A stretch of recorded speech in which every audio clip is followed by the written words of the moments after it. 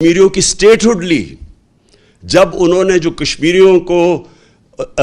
وہ جو article in کا 360 جو بھی آرٹیکل تھا وہ ختم کیا، جب انہوں نے ان کا سٹیٹس لیا، وہ یاد رکھیں وہ یونائٹڈ نیشن سیکیورٹی کاؤنسلز کی ریزولوشن کی خلاف ورزی تھی، انٹرنیشنل لا توڑا، تو تب ہم نے ان سے رشتہ توڑا۔ ہم نے بھی کوشش کی تب اس سے پہلے دوستی کی۔ تو اگر آج یہ ہندوستان سے تعلقات ٹھیک کرتے ہیں تو یہ یاد رکھیں یہ کشمیریوں نے جو قربانیاں دی ہیں وہ ساری ان کی قربانیوں کی قبروں کے اوپر یہ کریں گے۔ اور دوسری چیز ایک اور ان کا مانڈوی والا اس کی سٹیٹمنٹ میں دیکھ رہا تھا، اس نے کہا کہ اسرائیل سے کیوں نہیں، ہمیں اپنے مفادات کا سوچنا چاہیے۔ یہ بھی اسی ایجنڈا کا حصہ ہے جس سے یہ رجیم چینج کی گئی تھی۔ وہ یہی ہے کہ آپ اس ایجنڈے پہ چلیں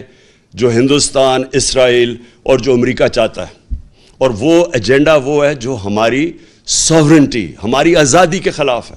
جس کی وجہ سے یہ ساری جدوجہد تھی پاکستان کی، جو ہمارے لیڈر قائد اعظم نے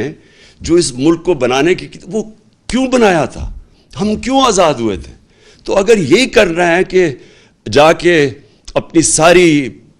نظریے کو اس سب کو دفن کرنا ہے، اس لیے کہ یہاں ملک کے اوپر وہ چور اور ڈاکو آ گئے ہیں